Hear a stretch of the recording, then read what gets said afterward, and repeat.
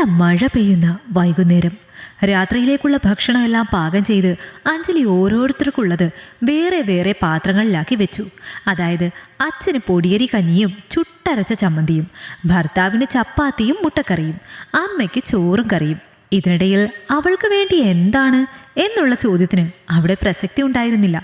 കഴുകാനുണ്ടായിരുന്ന പാത്രങ്ങളെല്ലാം കഴുകി അടുക്കളയെല്ലാം വൃത്തിയാക്കിയ ശേഷം മുറിയിൽ ചെന്ന് ഫോൺ നോക്കുമ്പോഴാണ് അമ്മയുടെ 2 മിസ് കോൾ കണ്ടത്. അവൾ വേഗം തന്നെ അമ്മയെ തിരിച്ചു വിളിച്ചു. എന്താ അമ്മ വിളിച്ചത്? മോള് തിരക്കിലായിരുന്നോ? അല്ലമ്മേ, അടുക്കളയിൽ കുറച്ച് പണിയുണ്ടായിരുന്നു. മഴ കാരണം ഫോൺ റിങ് ചെയ്യുന്നത് ഞാൻ കേട്ടില്ല. എന്താ അമ്മ വിശേഷിച്ച്? മോള് നാളെ ഇവിടെ വരെ ഒന്ന് വരണം. മനുവിന് തിരക്കില്ലെങ്കിൽ മോനെയും കൂട്ടി വാ. എന്താ അമ്മേ കാര്യം? അമ്മ ടെൻഷൻ അടുപ്പിക്കാതെ കാര്യം പറയും, അവൾ ആശങ്കയോട് ചോദിച്ചു. അതൊക്കെ നേരിട്ട് പറയാം, നീ നാളെ വാ. അത്രയും പറഞ്ഞുകൊണ്ട് അവർ ഫോൺ കട്ട് ചെയ്തപ്പോൾ അവൾ നേരെ അനിയത്തിയുടെ ഫോണിലേക്ക് വിളിച്ചു. എന്താടിയപ്പോ? എന്താ അവിടെ പ്രശ്നം? അമ്മ എന്താ നാളെ തന്നെ വരാൻ പറഞ്ഞത്? കാര്യം ചോദിച്ചിട്ടാണെങ്കിൽ ഒന്നും പറയുന്നതുമില്ല. ഓഹോ, അപ്പോഴത്തേക്കും അമ്മ ചേച്ചിയെയും വിളിച്ചോ? അതൊന്നുമില്ല, ലിൻഡോയുടെ കാര്യം ഞാൻ അമ്മയോട് സൂചിപ്പിച്ചു. അവൾ യാതൊരു കൂസലുമില്ലാതെ പറഞ്ഞു. ഹോ, അതായിരുന്നോ കാര്യം?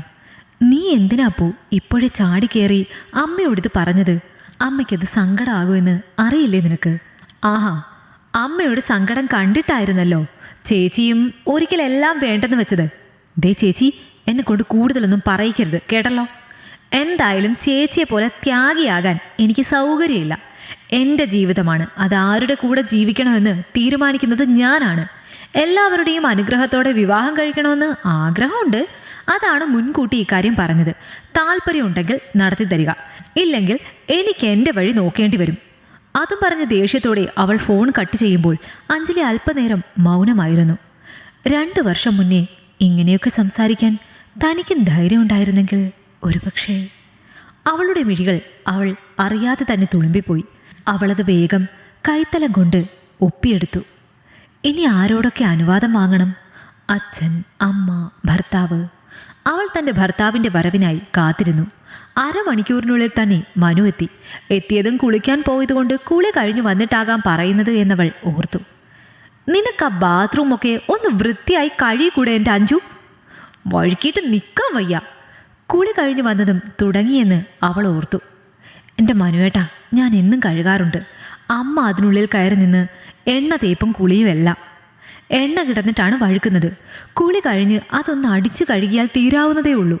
അതിനും എൻ്റെ കൈ ചെല്ലണം. കല്യാണം കഴിഞ്ഞ അന്ന് മുതൽ മുറ്റത്തൊരു ഇല വീണ് കിടന്നാലോ, ഇത്തരത്തിലൊരൽപ്പം പൊടി തങ്ങി നിന്നാലോ അതെൻ്റെ മാത്രം ഉത്തരവാദിത്വമായി മാറി. അവൾ ആരോടെന്നില്ലാതെ പറഞ്ഞു. ഓഹ്, പിന്നെ ഈ ചെറിയ വീട് വൃത്തിയാക്കി ഇടുന്നതോ 4 പേർക്ക് വെച്ചുണ്ടാക്കുന്നതോ അല്ലേ ഇത്ര വലിയ പണി? ഈ കണക്കിന് നിനക്കൊരു ജോലി കൂടി ഉണ്ടെങ്കിൽ ഈ വീട്ടിലെല്ലാവരും പട്ടിണിയാവുമല്ലോ. ഈ വീട്ടിൽ ഇതല്ലാതെ നിനക്ക് എന്ത് പണിയാ അഞ്ജു ഉള്ളത്? അവൻ അവളെ പുച്ഛഭാവത്തിൽ നോക്കി. എൻ്റെ പൊന്നു മനുവേട്ടാ, ജോലി ചെയ്യാൻ മടി ഉണ്ടായിട്ടല്ല, പക്ഷെ എല്ലാം ഞാൻ തന്നെ ചെയ്യണമെന്ന മനോഭാവം കാണുമ്പോഴാണ് വിഷമം. ചിലപ്പോഴൊക്കെ ഒരു വേലക്കാരിയുടെ സ്ഥാനം പോലും ഇല്ലാത്തതുപോലെ. അതിൻ്റെ കൂടെ ഈ കുറ്റപ്പെടുത്തലും. എന്നാൽ ഒരു കാര്യം ചെയ്, നീ ഇവിടെ രാവിലെ മുതൽ രാത്രി വരെ ആ സോഫയിൽ കാലും കയറ്റി വെച്ചിരുന്നു. ജോലിയൊക്കെ ചെയ്യാൻ ഞാൻ ശമ്പളം കൊടുത്ത ഒരാളെ നിർത്താം. അവൾ പിന്നെ മറുത്തൊന്നും പറയാൻ നിന്നില്ല. പറഞ്ഞിട്ട് കാര്യമില്ല എന്നറിയാം. വേഗം അടുക്കളയിലേക്ക് ചെന്നു. തൻ്റെ ഭർത്താവിന് വേണ്ടുന്നത് പോലെ കടുപ്പത്തിൽ മധുരം കുറച്ച് ഒരു ചായ ഇട്ടു. ഇപ്പോൾ വീട്ടിൽ പോകുന്ന കാര്യം ചോദിച്ചാൽ എന്തായാലും വേണ്ടെന്ന് പറയുകയുള്ളൂ. അവൾക്കാകെ ടെൻഷനായി. തൻ്റെ ഭർത്താവിന് ചായ കൊടുത്ത് അവൻ ഫോണിൽ മുഴുകിയ തക്കം നോക്കി അവൾ മനുവിൻ്റെ അച്ഛനമ്മമാരുടെ അടുത്തേക്ക് ചെന്നു. തിരിച്ചും മറിച്ചുമുള്ള ചോദ്യം ചെയ്യലുകൾക്കിടയിൽ അങ്ങനെ അവസാനം തിരികെ വരേണ്ട സമയവും കുറിച്ചു നൽകിക്കൊണ്ട് അനുവാദം കിട്ടി. കിടപ്പറയിൽ ഭർത്താവിൻ്റെ ശാരീരികപരമായ ആവശ്യങ്ങൾ നിറവേറ്റി കൊടുക്കുമ്പോൾ മാത്രമാണ് താൻ സ്നേഹിക്കപ്പെടാറുള്ളത് എന്ന് അവൾക്കറിയാമായിരുന്നു. അതുകൊണ്ട് തന്നെ ഭർത്താവ് തന്നെ കീഴ്പ്പെടുത്താൻ തുടങ്ങുന്നതിന് മുന്നെയാണ് അവൾ ആ കാര്യം അവനോട് സൂചിപ്പിച്ചത്. ആ നേരത്തെ മൂട് കളയാതിരിക്കാനായി മറുത്തൊന്നും ചോദിക്കാതെ തന്നെ അവൻ സമ്മതം മൂളി. പിറ്റേന്ന് കൊടുത്ത വാക്ക് പാലിക്കണമല്ലോ എന്ന് ഓർത്തിട്ടാണ് മനസ്സില്ലാ മനസ്സോടെ അവൻ അവൾക്കൊപ്പം പുറപ്പെട്ടത്. എന്താ മോളെ, നീ ആകെ ക്ഷീണിച്ചു പോയല്ലോ? അവരെ കണ്ടതും അമ്മ പറഞ്ഞു. അത് വെറുതെ ഇരുന്നിട്ടാമേ.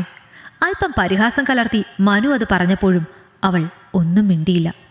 വാ മോനെ, കുറേ നാളായില്ലേ ഇങ്ങോട്ടൊക്കെ വന്നിട്ട്. അവർ തൻ്റെ മരുമകനെ സ്നേഹപൂർവ്വം സ്വാഗതം ചെയ്തു. ഞാനിപ്പോൾ തന്നെ ഇറങ്ങും അമ്മേ, ഓഫീസിൽ നിന്ന് ഒഴിവാക്കാനാകാത്ത ഒരു മീറ്റിംഗ് ഉണ്ട്. മനു കള്ളം പറയുന്നതാണെന്ന് അറിയാമെങ്കിലും അവളൊന്നും മിണ്ടിയില്ല. അയ്യോ, എന്നാൽ വാ, കഴിച്ചിട്ട് പോകാം. നിങ്ങൾ വരുന്നത് കൊണ്ട് ഞാൻ ഭക്ഷണമൊക്കെ കരുതിയിട്ടുണ്ട്. ആ ക്ഷണം അവന് നിരസിക്കാൻ കഴിഞ്ഞില്ല. അപ്പോഴേക്കും അച്ഛനും അപ്പവും അവർക്കൊപ്പം ചേർന്നു. മനുവിൻ്റെ പാത്രത്തിലേക്ക് പലഹാരം വിളമ്പിയപ്പോൾ മകളുടെ പാത്രത്തിലേക്ക് ചോറാണ് അവർ വിളമ്പിയത്. അയ്യേ, ഇതെന്താമ്മേ രാവിലെ തന്നെ ചോറ്? ആഹാ, അഞ്ജുന് പലഹാരം ഇഷ്ടമല്ലല്ലോ. അവൾക്ക് 3 നേരവും ചോറ് തന്നെയാണ് വേണ്ടത്. അന്നേരം അവൾ തൻ്റെ ഭർത്താവിൻ്റെ കണ്ണിലേക്ക് ചൂഴ്ന്നു നോക്കി. 2 വർഷമായിട്ടും തൻ്റെ ഇഷ്ടങ്ങൾ അറിയുന്നതിൽ പരാജയപ്പെട്ടല്ലോ എന്നുള്ള ചോദ്യം ആ നോട്ടത്തിലുണ്ടായിരുന്നു. അവൾ ആർത്തിയോടെ ആഹാരം കഴിക്കുന്നത് അവൻ നോക്കിയിരുന്നു പോയി. ഭക്ഷണം കഴിച്ച ഉടനെ മനു മടങ്ങി. അച്ഛനും പണിക്ക് പോയി. അപ്പവും കോളേജിലേക്ക് ഇറങ്ങിയ ശേഷമാണ് അവർ തൻ്റെ മകളോട് സംസാരിക്കാനിരുന്നത്. എന്താ അമ്മേ, എന്താ പെട്ടെന്ന് വരാൻ പറഞ്ഞത്? അപ്പുവിൻ്റെ കല്യാണക്കാര്യം വേഗം തീരുമാനിക്കണം മോളെ. ഇനിയും അത് വെച്ച് നീട്ടിയാൽ ശരിയാകില്ല. 2 വർഷം മുന്നേ തൻ്റെ പ്രണയത്തെക്കുറിച്ച് അറിഞ്ഞപ്പോഴും അമ്മയെടുത്തത് ഇതേ തീരുമാനമാണ് എന്ന് അവൾ ഓർത്തു. അവൾ പഠിക്കുകയല്ലേ അമ്മേ, 1 വർഷം കൂടിയല്ലേ ഉള്ളൂ. അവളുടെ കോഴ്സ് കഴിയാൻ. അത് കഴിഞ്ഞു പോരെ കല്യാണമൊക്കെ. അത് കഴിയുന്നതും കാത്തിരുന്നാലേ അവൾ ഈ കുടുംബത്തിന് ചീത്തപ്പേരുണ്ടാക്കും. പിന്നെ നമ്മളൊക്കെ ജീവിച്ചിരിക്കുന്നത് എന്തിനാ? ചീത്തപ്പേരോ? ഒന്നും അറിയാത്ത മട്ടിൽ അവൾ നെറ്റിച്ചുളിച്ചു. അവളേതോ ഒരുത്തനുമായി ഇഷ്ടത്തിലാണത്രേ. എന്തൊക്കെ വന്നാലും അവൾ അവനെ മാത്രമേ കെട്ടുകയുള്ളൂ എന്ന്. അതും ഒരു ക്രിസ്ത്യാനി ചെക്കൻ. അവൾ അല്പനിമിഷത്തേക്ക് ഒന്നും പറഞ്ഞില്ല. പിന്നെ എന്തോ തീരുമാനിച്ചുറച്ചതുപോലെ അമ്മയെ നോക്കി. അതിനെന്താ, നല്ല പയ്യനാണെങ്കിൽ അതങ്ങ് നടത്തി കൊടുക്കണം. അവൾ ഒരു കൂസലും ഇല്ലാതെ അത് പറഞ്ഞത് കേട്ട് അവർ അന്താളിച്ചു. നീ എന്താ അഞ്ജു ഈ പറയുന്നത്? നമ്മുടെ ജാതി അല്ലെങ്കിൽ പോട്ടെന്ന് വെക്കാം, ഹിന്ദു ആയാൽ മതിയായിരുന്നു. ഇത് മതം തന്നെ വേറെയല്ലേ? നാട്ടുകാരുടെ മുഖത്ത് ഞാനിനി എങ്ങനെ നോക്കും ദൈവമേ? ഓഹോ, ഇപ്പോൾ ഇങ്ങനെയായോ അമ്മേ? 2 വർഷം മുമ്പ് എൻ്റെ ഇഷ്ടത്തെ അമ്മ തച്ചുടച്ചത് ഒരേ ജാതിയല്ല എന്ന പേരിലായിരുന്നു. അപ്പുവിനെ പോലെ ഉറച്ചു നിൽക്കാനുള്ള ധൈര്യം എനിക്കന്ന് ഇല്ലാതിരുന്നത് കൊണ്ട് അന്ന് അമ്മ ജയിച്ചു. നാട്ടുകാർക്ക് വേണ്ടിയാണോ അമ്മേ അമ്മ മക്കളെ വളർത്തുന്നത്? ഒരു പെൺകുട്ടിയുടെ ജീവിതത്തിലെ വലിയൊരു തീരുമാനമാണ് വിവാഹം. അതെങ്കിലും അവരുടെ ഇഷ്ടത്തിന് വിട്ടുകൊടുത്തുകൂടെ? എന്ന് വെച്ചാൽ വളർത്തി വലുതാക്കിയ അച്ഛനും അമ്മയ്ക്കും യാതൊരു അവകാശവും ഇല്ല എന്നാണോ? ഞാൻ അന്ന് കടുംപിടുത്തം പിടിച്ചതുകൊണ്ടാ നിനക്ക് മനുവിനെ പോലെ അന്തസ്സുള്ള ഒരു ചെക്കനെ കിട്ടിയത്.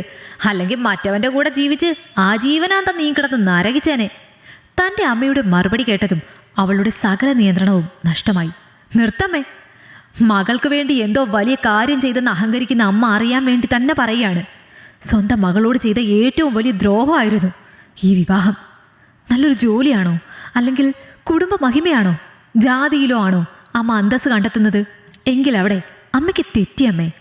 വിവാഹം കഴിഞ്ഞ് ഈ വീടിൻ്റെ പടി ഇറങ്ങിയ നാൾ മുതൽ അമ്മയുടെ മോൾ മറ്റൊരാളാണ്.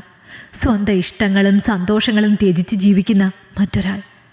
ആരെയൊക്കെയോ സന്തോഷിപ്പിക്കാൻ വേണ്ടി ജീവിക്കുന്ന വെറും ഒരു ശരീരം. എൻ്റെ ഇഷ്ടങ്ങളോ ഇഷ്ടക്കേടുകളോ അവിടെ ആർക്കും അറിയില്ല. എന്തിന്, എൻ്റെ സ്വന്തം ഭർത്താവിന് പോലും അറിയില്ല. അതാരും ഇന്നേ വരെ എന്നോട് ചോദിച്ചിട്ടില്ല. കുറ്റപ്പെടുത്തലുകൾ കേട്ട് കേട്ട് എൻ്റെ കാതുകളിപ്പോൾ തഴമ്പിച്ചു. ഒരല്പം വെളിച്ചെണ്ണ പോലും അധികം എടുക്കാൻ എനിക്ക് പേടിയാണ്. കണക്ക് ബോധിപ്പിക്കണമല്ലോ എന്ന് ഓർക്കുമ്പോൾ. ചൂടെടുത്ത് ഉരുകിയാൽ പോലും പകല് സമയം ഫാൻ ഇടാറില്ല. കറണ്ട് ബില്ല് കൂടുന്നത് ആ ഒരു കാരണത്താൽ മാത്രം ആകുമല്ലോ എന്ന് ആലോചിച്ചിട്ട് 3 നേരവും ചോറ് കഴിക്കാറുള്ള ഞാൻ അവിടെ ആകെ 1 നേരം മാത്രമേ ചോറുണ്ണാറുള്ളൂ. അവരെന്ത് കഴിക്കുന്നുവോ അത് ശീലമാക്കാനായിരുന്നു ആദ്യത്തെ ഉത്തരവ്. സ്ത്രീധനവും കൊടുത്ത് ഒരു വേലക്കാരിയെ അവർക്ക് നൽകിയപ്പോൾ അമ്മ എന്ന നിലയിൽ അമ്മ തോറ്റുപോയമ്മേ. അത്രയും നേരം അടക്കി വെച്ച സങ്കടം അത്രയും അണപൊട്ടി ഒഴുകിയപ്പോഴാണ് അവർ യാഥാർത്ഥ്യങ്ങൾ അത്രയും മനസ്സിലാക്കിയത്. മോളെ, നീ എന്നിട്ട് ഇത്രനാളും ഇതൊന്നും അമ്മയോട് പറഞ്ഞില്ലല്ലോ. അവരും തൻ്റെ മകളെ ചേർത്ത് പിടിച്ച് തേങ്ങി. ഇപ്പോഴും പറയണമെന്ന് കരുതിയതല്ല. എൻ്റെ ജീവിതത്തിൽ സംഭവിച്ചത് അപ്പുവിൻ്റെ ജീവിതത്തിൽ സംഭവിക്കരുത് എന്ന് കരുതിയാണ് പറഞ്ഞു പോയത്. അവൾ തിരഞ്ഞെടുക്കുന്ന ആളുടെ കൂടെ അവൾ ജീവിക്കട്ടെ. ഒന്നുമില്ലെങ്കിലും ആര് കുറ്റപ്പെടുത്തിയാലും അവനെങ്കിലും ഉണ്ടാകുമല്ലോ അവളോടൊപ്പം.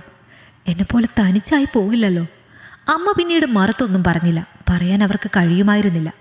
അപ്പു തിരികെ കോളേജിൽ നിന്ന് വരുമ്പോഴേക്കും അവൾ തൻ്റെ അച്ഛനോടും ഇക്കാര്യം പറഞ്ഞ് സമ്മതിപ്പിച്ചിരുന്നു.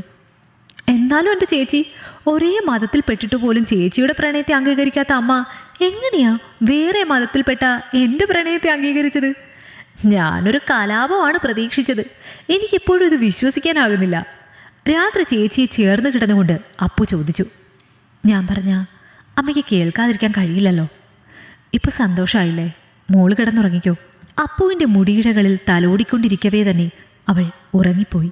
അപ്പോഴും അഞ്ജുവിൻ്റെ മനസ്സ് നിറയെ നാളെ തിരികെ പോകണമല്ലോ എന്നുള്ള നിരാശയായിരുന്നു. ഈ കഥ നിങ്ങൾക്കിഷ്ടമായെങ്കിൽ ലൈക്ക് ചെയ്യൂ. നിങ്ങളുടെ അഭിപ്രായങ്ങൾ കമന്റായി രേഖപ്പെടുത്തൂ. കൂടുതൽ കഥകൾ കേൾക്കാൻ ഈ ചാനൽ സബ്സ്ക്രൈബ് ചെയ്യൂ.